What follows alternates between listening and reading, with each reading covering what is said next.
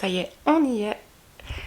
Hello mes étoiles, on se retrouve aujourd'hui pour parler de ma réduction mammaire ou de comment je suis passée de ça à ça, c'est-à-dire d'un bonnet F à un petit bonnet C il y a 7 ans d'ici parce que vous m'avez posé 10 000 questions et en effet c'est un sujet fort tabou et j'ai décidé de répondre à toutes vos questions.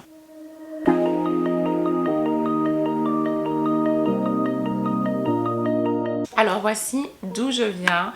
Je vais pas vous mentir, j'ai très peu de photos de cette époque-là parce que malheureusement le complexe était tel que je ne me mettais quasi jamais devant la caméra alors que c'était vraiment un désir que j'avais, mais voilà, je refoulais tout le temps parce que je ne voulais pas que cette poitrine qui prenait toute la place soit devant l'objectif en gros, mais je vais essayer de vous retrouver quelques photos. Il faut savoir que c'est quelque chose qui est génétique, c'est vraiment un héritage dans ma famille d'avoir une forte poitrine. Ah, fameux héritage génétique, en effet, ma maman fait un bonnet G voire H, ma tante qui est donc sa sœur, idem, un très grand bonnet F qui vire sur le G, ma grand-mère a enfin perdu sa poitrine mais après la ménopause et des années après sa ménopause, elle avait un très grand bonnet E, et sa sœur, donc qui est ma grand-tante, avait également un énorme bonnet G. Qu'est-ce qui m'a poussée à passer ce cap? C'est beaucoup de choses différentes. Bien évidemment, la première raison, c'était les douleurs que je vivais à cause de cette forte poitrine. Donc il faut vraiment savoir que j'ai commencé à avoir de la poitrine très jeune. Je pense à l'âge de 9 ans, j'ai commencé vraiment à avoir de la poitrine. Et elle a grossi jusqu'à mes 15 ans. Donc vraiment à mes 15 ans, ça s'est stabilisé. Je me suis retrouvée donc avec un grand bonnet F, avec une toute fine taille parce que du coup, le poids que j'ai fait quand j'ai perdu 15 kilos, c'est le poids que je fais aujourd'hui. Donc il faut imaginer que j'étais comme ça avec une toute petite taille. Douleurs de dos, donc je parle vraiment des douleurs lombaires, des douleurs au niveau des épaules. J'ai commencé vraiment à avoir des douleurs au niveau de la poitrine directement. Je ne bougeais jamais mon soutien-gorge.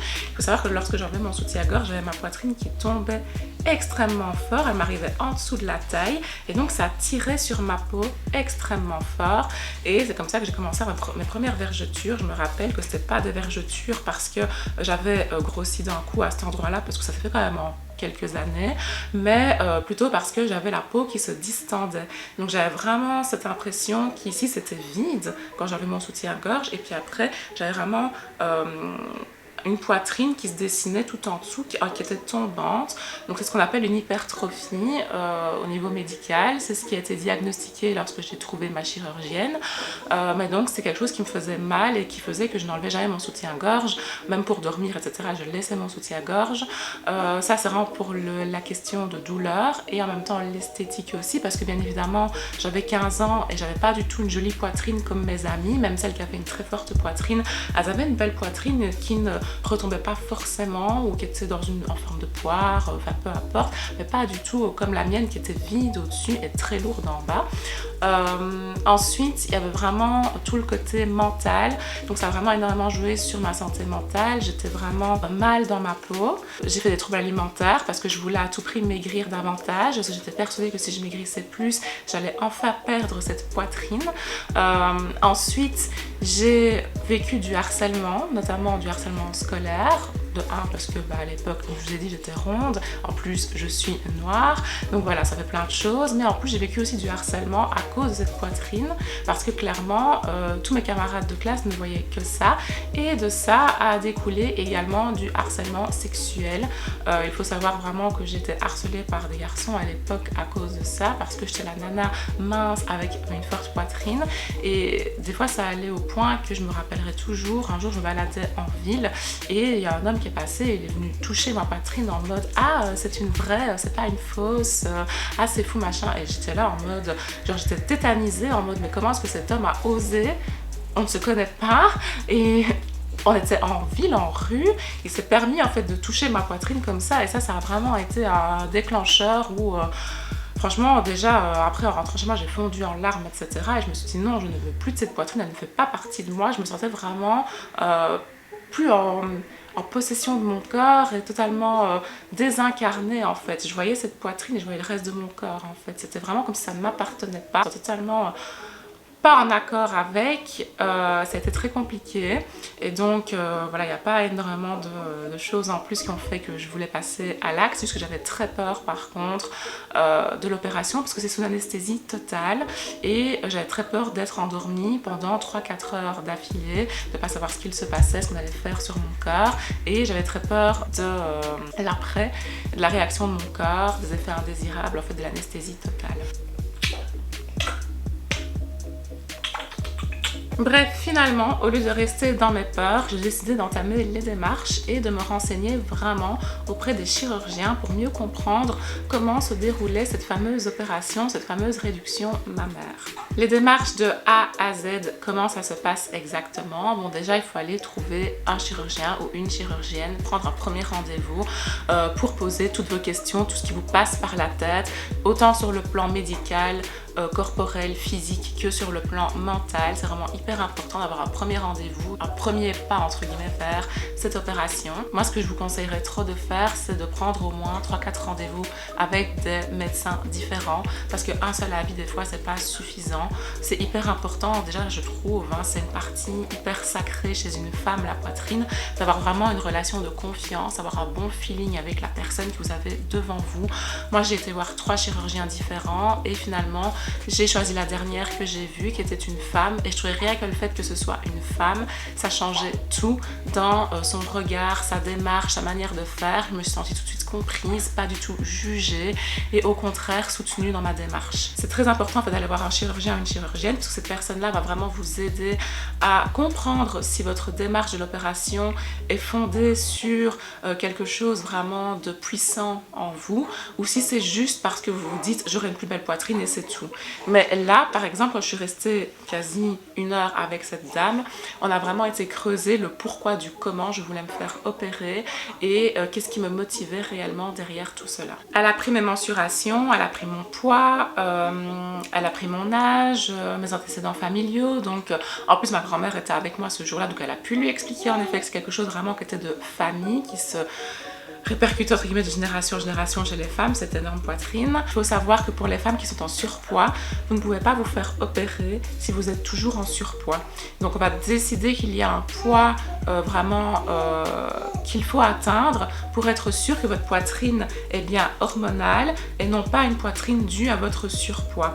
Donc, et moi comme je vous ai dit, j'avais perdu plus de 15 kilos du coup avant de faire mon opération, et donc clairement j'avais perdu assez de poids par rapport à ma taille. Elle m'a dit ok, votre poitrine est vraiment forte, peu importe le poids que vous allez encore perdre, n'allez pas perdre de la poitrine, vous aurez déjà perdu si c'était le cas. Et alors sur base de ça, en fait, elle m'a fait un papier à transmettre à ma mutuelle, donc à votre sécurité sociale si vous êtes en France. Donc nous en Belgique on appelle ça la mutuelle. Donc on m'a donné un rendez-vous avec ce qu'on appelle un médecin conseil qui a en effet évalué du coup la situation par rapport à ma santé physique, à mes problèmes de dos. Donc il faut savoir que j'ai une scoliose depuis quasi toujours, que j'ai des problèmes de dos de base et que en fait ma poitrine qui était extrêmement lourde aggravait en fait ce problème là parce que de un ma posture n'était pas bonne et en plus c'était du poids que je portais sur mes épaules au sens littéral au quotidien, et que si je continuais comme ça, le problème de dos allait s'accentuer. Une femme que j'ai eu comme médecin conseil aussi, elle a également évalué ma santé mentale et mes troubles alimentaires l'ont fortement alertée. Le fait que je faisais de l'orthorexie, le fait que je m'interdisais énormément d'aliments, que je ne voulais pas manger de telle heure à telle heure, il y avait plein de choses que je mettais en place, des règles très strictes pour contrôler mon poids, etc. Elle voulait vraiment, elle m'a dit, quand vous n'aurez plus ce poids, j'espère vraiment que vous allez être plus douce avec vous-même, et de toute manière voilà, il y a un petit suivi psychologique aussi après l'opération. Donc voilà, de là j'ai eu le feu vert du coup de ma mutuelle pour le remboursement intégral de mon opération, et j'ai pu reprendre rendez-vous avec ma chirurgienne pour qu'on fixe la date de mon opération. Elle m'a dit vraiment je vous fais passer en cas d'urgence parce que je vois bien que ça vous pèse depuis longtemps. Je lui avais aussi parlé de mes craintes un jour si j'avais un enfant par rapport à l'allaitement. Ce qui est très drôle parce qu'il faut savoir qu'à 19 ans, je n'avais clairement pas envie d'avoir d'enfant. Dans ma tête, c'était clair et net que je ne voulais pas d'enfant. Pourtant, ça a été quand même une des premières questions que j'ai posées. Elle m'avait rassurée en me disant que ma poitrine était tellement lourde qu'il y avait énormément de glandes à enlever et qu'elle ferait tout son possible pour laisser les canaux intacts, donc les canaux de lactation intacts, mais qu'elle ne pouvait rien me garantir et que c'est vraiment en ouvrant ma poitrine qu'elle verrait ce qu'elle peut faire. Le risque zéro n'existe pas et elle m'a vraiment dit voilà, on verra ce que je peux faire et je vous tiendrai au courant après l'opération de comment ça s'est déroulé. Donc je me suis fait opérer le 7 novembre 2017. L'opération a duré 3 heures. Je me suis réveillée quelques minutes après l'opération, je pense une grosse demi-heure après mon opération. Ça s'est très bien passé. Ma chirurgienne était là à mes côtés, m'a dit voilà, tout s'est bien passé, je vous laisse entre de bonnes mains, je vous laisse aux mains des infirmières. J'ai passé une nuit à l'hôpital, c'est pas obligatoire, il faut savoir qu'on peut sortir directement de l'hôpital après l'opération, mais comme j'avais une phobie vraiment à l'anesthésie générale et des réactions de mon corps, je me donnais de la morphine parce qu'en fait j'avais extrêmement mal. J'ai fait une échelle de douleur il n'y a pas longtemps avec mon mari et l'accouchement était bien en deçà de la douleur de ma réduction mammaire. Il faut savoir que ça dépend vraiment d'une femme à une autre, mais pour ma part, vraiment pour moi ma réduction mammaire, c'est la plus grosse douleur que j'ai dû endurer dans ma vie. J'ai vraiment eu la sensation quand je me suis réveillée qu'un camion m'avait littéralement roulé dessus. Je ne savais plus bouger mon buste, je ne savais pas me relever, me redresser, je ne savais pas bouger mes bras. J'étais totalement paralysée et pourtant j'étais sous morphine et j'avais super mal. Je vous rassure, je connais d'autres filles qui se sont faites opérer de la poitrine aussi et qui n'ont pas du tout eu mal. Donc ça dépend vraiment d'une femme à une autre. Moi je pense tout simplement que j'étais de base très sensible de la poitrine et d'ailleurs j'ai gardé une sensibilité parce que certaines femmes qui se font réduire leur poitrine perdent la sensibilité à leur poitrine. Moi je ressens toujours tout au niveau de ma poitrine. Là actuellement j'allaite mon bébé et je ressens tout. J'ai senti ma montée de lait, j'ai eu les douleurs à cause de la compression de la mâchoire de mon fils durant les premiers jours. On a dû aller faire de la kiné et de l'ostéo pour rééduquer sa mâchoire. Donc vraiment je suis restée très sensible de cette zone là. Je pense que c'est pour ça que j'ai eu aussi mal. Une chose que j'ai adorée par contre par rapport à mon opération, c'est que je n'ai pas eu de drain parce que je connais des femmes qui se sont faites opérer et qui ont eu des drains et donc là on se retrouve vraiment immobilisé dans son lit et on est obligé de rester à l'hôpital pour le coup. Moi j'ai pas du tout eu de drain, je me suis réveillée avec une petite brassière de sport qui se détachait par devant avec une tirette et du coup j'avais des points de suture résorbables. Donc vraiment c'est des petits points de suture, donc en fait la cicatrice allait en forme de T ou en forme d'encre. Ça veut dire qu'on vous ouvre en dessous du mamelon et qu'on vous ouvre en dessous de la poitrine. Et donc ça fait vraiment une forme d'encre en dessous de la poitrine et ici en dessous du mamelon. Et alors on a aussi les cicatrices autour du mamelon parce qu'il faut réduire la taille du mamelon. Par exemple, c'était mon cas, donc on a réduit la taille de mon mamelon pour qu'il soit proportionnel à ma nouvelle poitrine. J'ai une cicatrice aussi autour de mon mamelon. Aujourd'hui, 7 ans après, on ne voit plus rien. Les gens qui ne me connaissent pas ne pourraient jamais dire que j'ai subi une réduction mammaire parce que clairement ma poitrine a été vraiment adaptée à ma morphologie.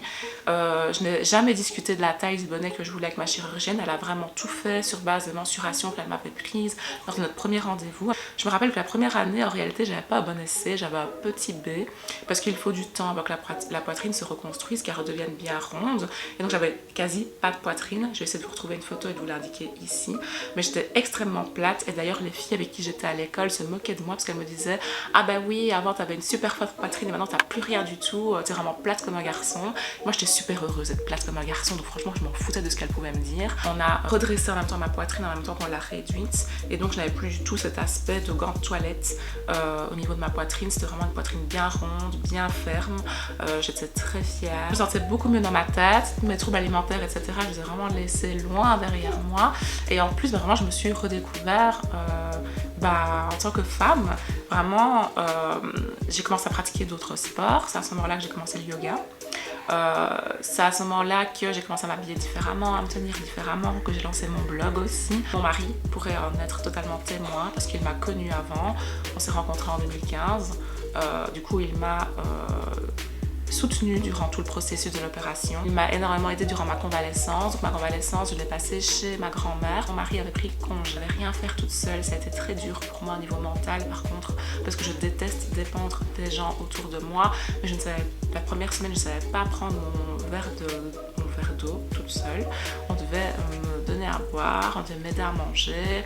Je ne pouvais pas porter mon ordinateur, ne serait-ce que pour regarder une série. Ma grand-mère devait déposer mon ordinateur sur mes genoux. C'est mon mari qui m'aidait à prendre ma douche, me laver mes cheveux toute seule, je ne pouvais pas parce qu'il fallait que je lève du coup mes bras. Et en fait, quand on vient de se faire opérer, on ne sait pas lever les bras, c'est que progressivement qu'on y arrive. Par contre, on n'a pas besoin de faire de kiné, donc c'est vraiment juste la cicatrisation qui prend du temps, qui prend presque un mois. Donc vraiment, le premier mois vous demande de ne rien porter de lourd pendant 6 semaines, je pense même. Pas de charge lourde, de faire très attention aux mouvements qu'on peut avoir, pas de sport du coup aussi. Donc vraiment, on est au repos pendant 6 semaines. Pour celles qui se posent des questions, qui hésitent à le faire, etc. Vraiment, si ça vient des tripes et que vous allez voir un médecin, que vous prenez le temps de discuter, de poser votre ressenti mental, corporel, ça va vraiment vous aider. Pour celles qui ont trop peur de le faire, ne le faites pas. Si vraiment c'est juste une question d'esthétique et pas du tout une question de santé mentale, de santé physique derrière, ne le faites pas. Si c'est juste pour faire de la chirurgie esthétique, ne le faites pas, vous allez le regretter plus tard. Par contre, s'il y a vraiment toute une démarche derrière, toute une réflexion, c'est que ça vaut la peine de le faire. J'ai rien déboursé. Finalement, je sais allaiter mon fils aujourd'hui. C'est possible, je tire mon lait aussi. C'est pas forcément le cas de toutes les femmes. Il y a des femmes qui vont se faire opérer et qui ne pourront malheureusement jamais allaiter. Tout simplement parce que les canaux ont été coupés, mais il faut savoir quand même quand les canaux ont été coupés, ils peuvent très bien se reconstruire, mais c'est rare, c'est pas le cas de toutes les femmes.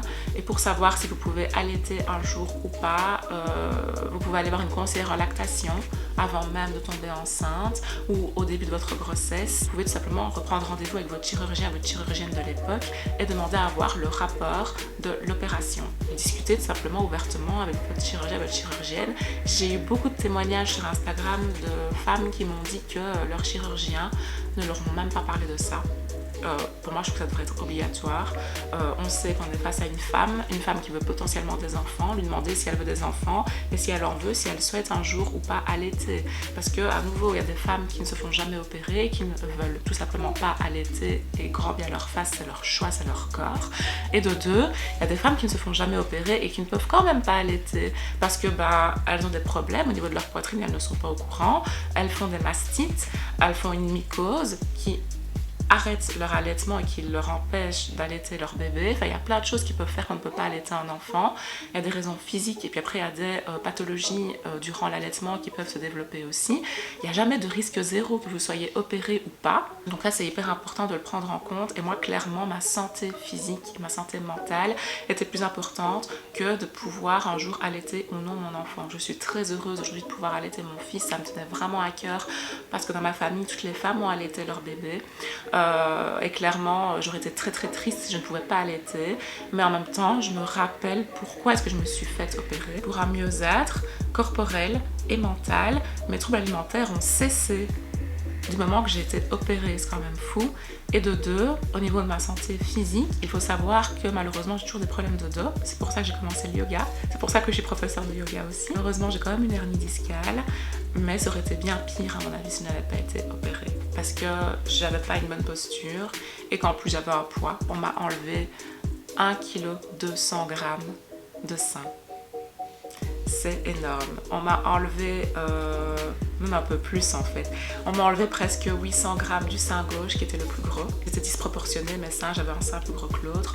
On m'a enlevé quasi 800 grammes du sein gauche et on m'a enlevé environ 500 grammes du sein droit. Donc voilà, c'est énorme et clairement ça m'a enlevé un poids dans tous les sens du terme. Vraiment, vraiment, vraiment. Donc voilà, j'ai l'impression que j'ai fait le tour de cette opération, que je vous ai tout dit sur mon vécu, sur mon ressenti. Je vous ai montré pas mal de photos avant, après. Si vous avez d'autres questions, mes étoiles, vous n'hésitez vraiment pas. J'ai vraiment zéro tabou sur tous ces sujets-là, tout ce qui touche la sexualité, le corps, etc. Donc vraiment, n'hésitez pas. Posez-moi vos questions en commentaire. J'y répondrai avec grand plaisir. Un dernier conseil que je vous donnerai, c'est vraiment le suivi psychologique aussi qui peut être hyper important lorsqu'on vit ce genre d'intervention-là, parce qu'il n'est pas forcément proposé et je trouve vraiment que c'est important. Donc voilà. N'hésitez pas à poser un like parce que c'est un sujet dont on parle pas assez. J'ai vraiment essayé de vous donner toutes mes infos. Je vous fais cette vidéo de manière totalement spontanée. Vous entendez mon petit bébé derrière en train de faire du bruit parce qu'il est trop content d'entendre la voix de sa maman. Donc voilà, j'espère que ça vous a aidé, que ça vous a apporté des informations et je vous embrasse, je vous fais plein de bisous et je vous dis à très bientôt, soit par ici pour parler d'un sujet totalement vie quotidienne, lifestyle, ou pour pratiquer avec moi sur le tapis. Je vous donne rendez-vous la semaine prochaine pour une autre vidéo.